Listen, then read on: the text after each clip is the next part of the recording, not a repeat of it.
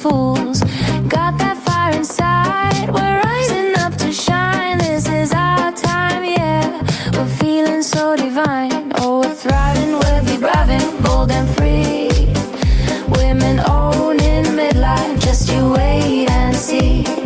Dance through the changes with a heart so strong. This is our anthem, come and sing along.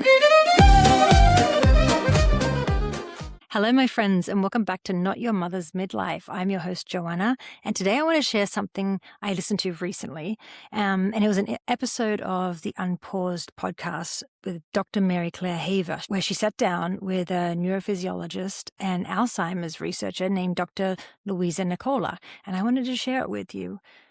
What I didn't know and what I learned from this episode is that almost 2/3 of everyone living with Alzheimer's dementia is a woman. 2/3.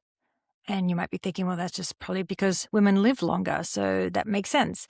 Longevity is part of the picture, but it is not the whole explanation. There is something specifically happening in women's bodies and women's brains during perimenopause and menopause that is driving the risk up. And it's not being talked about, not nearly enough. So that's what today's episode is going to be about. I'm going to walk you through what I took from the conversation. Of course, I'll share it in the show notes. And I want to say straight away that this episode is not all doom and gloom, because there is action that you can take, research back, good news in here as well. Okay, so let's get to it. Dr. Louisa Nicola is a clinical neurophysiologist and Alzheimer's researcher who trained at the University of Sydney Medical School. Excuse my voice if it sounds a bit strangled today. I was around a cat, and all my allergies have flared up. My nose is running and my throat is kind of tight, so bear with me. Anyway, back to it. So Dr. Louisa Nicola, she relocated to New York to work alongside world-class neurosurgeons and has spent over 13 years studying the brain from the operating room to the research lab. She's also a former elite triathlete, which matters because when she talks about exercise and brain health, she is not just speaking theoretically. She lives it. She studies it. And the way she explains it makes it accessible, which is not easy when you're talking about neuroscience.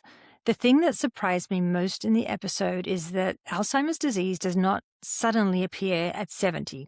It starts quietly in our 30s and 40s, building up over a 30-year progression before any symptoms become visible.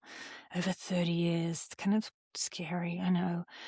That means that the window we're in right now, in perimenopause and menopause, our 40s or 50s, it's not too late to do something right now, because the changes in our bodies now are either setting us up for protection or setting us up for vulnerability, decades before anything shows up on a scan or symptoms. And here is why menopause specifically matters for the brain. Estrogen, progesterone, and other female hormones, yes, we're back to that subject of hormones, actually help keep certain toxic proteins in check. Proteins that, when they accumulate, are directly linked to the development of Alzheimer's. When estrogen drops, that protection is reduced. Estrogen also supports the brain's ability to use glucose for fuel and maintain the connections between brain cells that allow us to think, allow us to remember, allow the brain to actually function as it should. So when the scaffolding shifts during menopause, the brain becomes more vulnerable in ways most of us have never been told before about.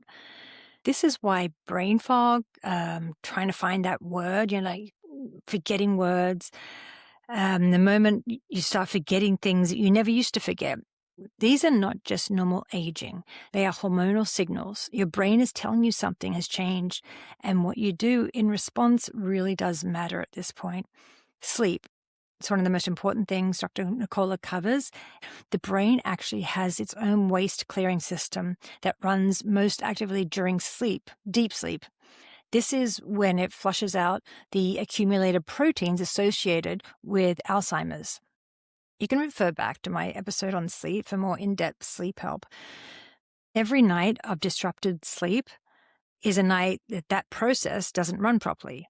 And for women in perimenopause dealing with night sweats, waking up at 4 a.m., just broken sleep, this is not a small issue. It is a brain health issue. Then there's exercise, and specifically resistance training.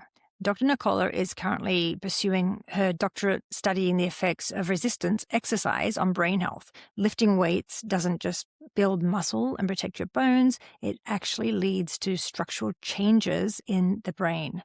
Studies show it increases the size of the hippocampus, that's the brain's memory center, and the first area affected by Alzheimer's. If you need one more reason to pick up weights, there it is. She also covers omega fatty acids, creatine for the brain health, and managing chronic stress, because chronically elevated cortisol is directly damaging to the memory center of the brain. And the conversation around hormones and whether hormone replacement therapy has a role in cognitive protection. That last one is a discussion more doctors need to be having with their patients, and it connects directly to everything we've talked about in previous episodes about hormone replacement therapy, or HRT. The thread running through all of this is that there is not just one brain health protocol. It is the same foundation that we keep repeating: sleep, resistance training, nutrition, stress management, hormones. I came away from the episode feeling unsettled by the statistics because the timeline starts earlier than most of us ever realize, as I said before, and really motivated to share this because this is one of those health conversations where you don't worry about feeling helpless. You walk away with a list of things you can actually do right now. I will link the episode in the show notes. It's the episode called Understanding Your Brain Through Perimenopause and Menopause. Go listen to it. This one deserves a bigger audience, so please share. And thank you for listening. Please follow, rate, and leave me a comment. It really does help my show to grow, and so this message can reach more people. I really appreciate those of you that have already done this. Until next week, I'm Johanna, and hopefully my voice sounds better, and this is Not Your Mother's Midlife. Bye.